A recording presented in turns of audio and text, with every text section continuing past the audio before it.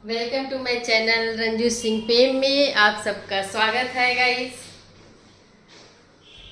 आज हम लोग बात करेंगे अपने प्रिय प्रधानमंत्री नरेंद्र मोदी जी के बारे में।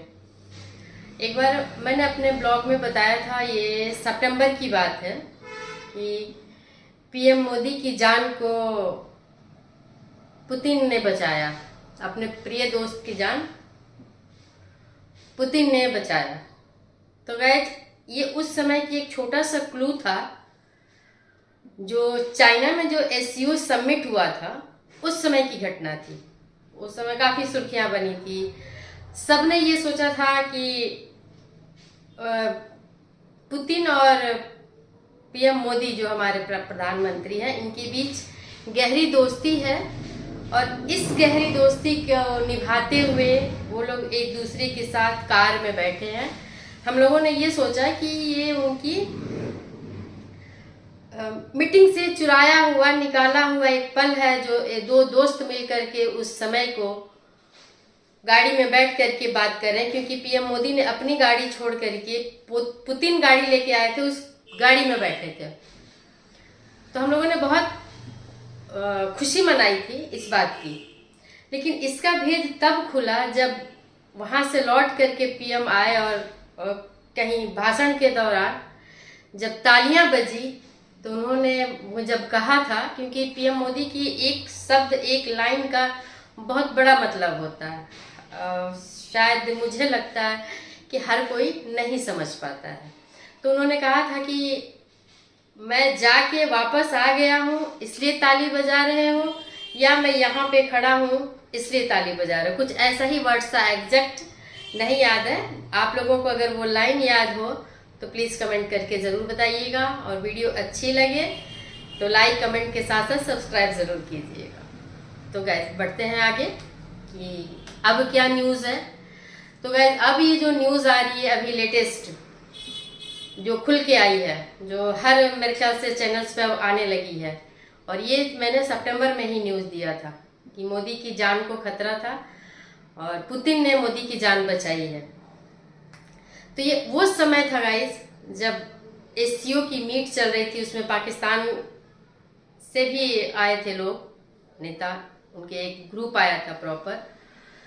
अमेरिका उस समय जला भुना था, वो नहीं चाहता, जब टैरिफ का बवाल हमारे यहाँ चल रहा था, जो टैरिफ गेम खेल रहा था, जब अमेरिका ने बोला था कि रसिया से तेल लेना बंद करो।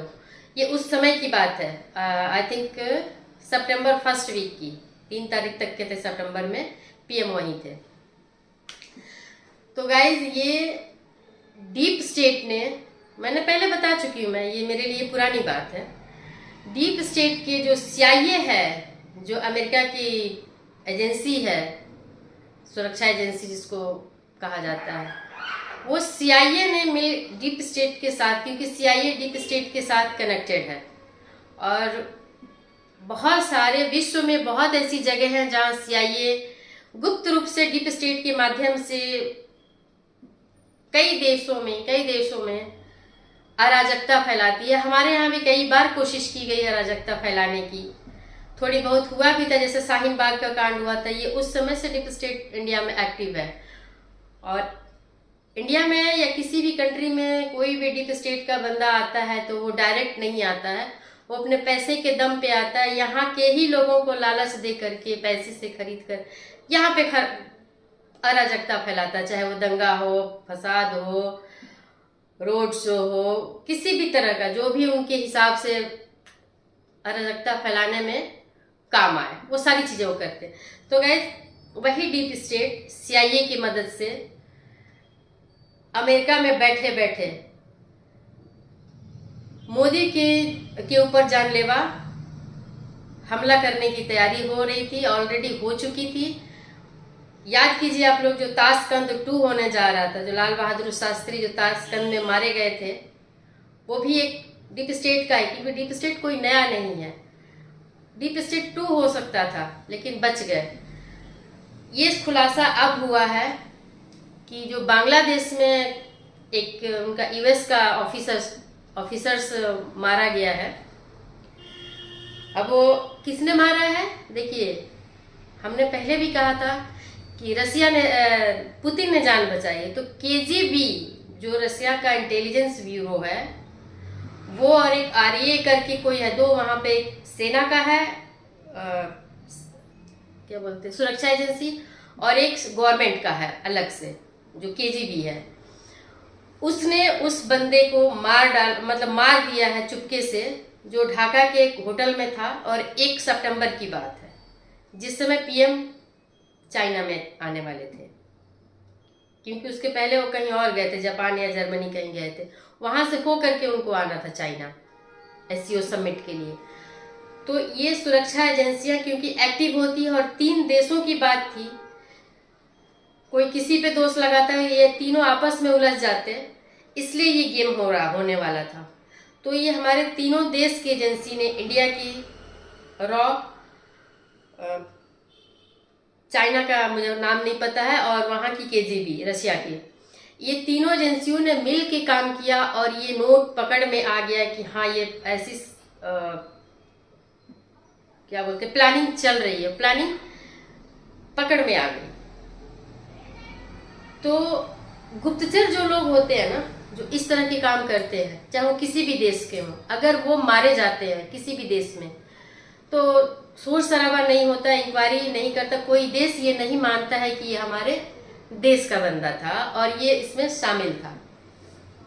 तो गाइस सेम वही चीज हुआ, अमेरिका का जो गुप्तचर ऑफिसर था, जो वो ऑफिसर यूएस का, वो मारा गया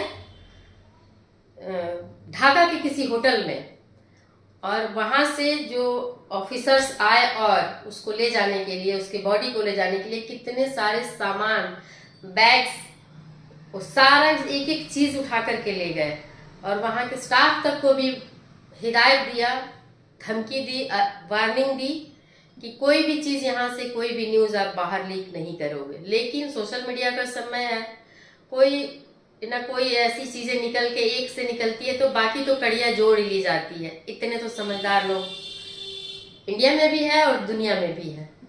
तो गाइस ये था जो हमारे मोदी जी की जान बची, और केबी जी ने उस बंदे को मार दिया, और अमेरिका ने चूं तक नहीं किया, क्योंकि वो कर नहीं सकता है, क्योंकि ये काम खुले प्लेटफॉर्म से तो हो नहीं सकता, बैकडोर से होना था, जो कि हो नहीं पाया।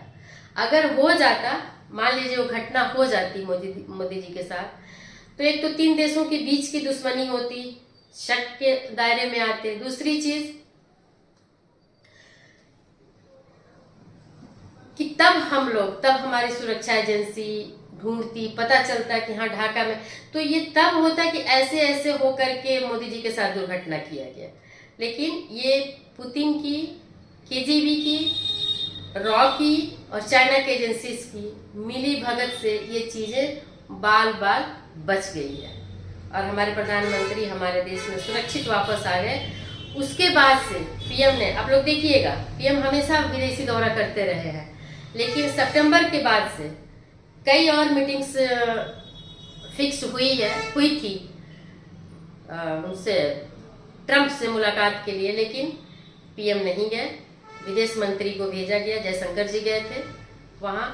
और ये यूएई में भी हुआ था जो कोई मीटिंग थी जिसमें कि सीआईए शामिल था, ट्रंप आ रहे थे, मोदी जी को भी जाना था, तो मोदी जी ने मना किया। वीडियो कॉन्फ्रेंसिंग शायद आई थिंक उस पर हुई, और मोदी जी ने बाहर की यात्राओं को विराम लगाया हुआ। अभी और भी कुछ घटनाएं अभी होने वाली है जो पाकिस्तान, अफगानिस्तान और इंडिया के सर्किट से निकल के आएगी, वो मैं अपने नेक्स्ट वीडियो में आप लोगों को बताऊंगी।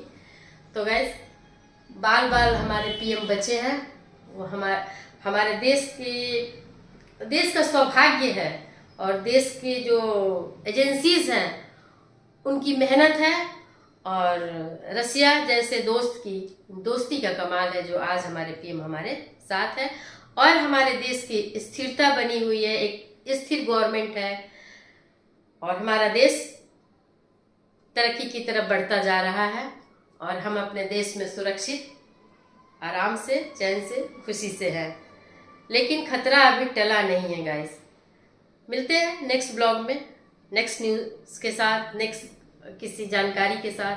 Bye bye guys, like comment and subscribe ज़रूर कीजिएगा। बाय।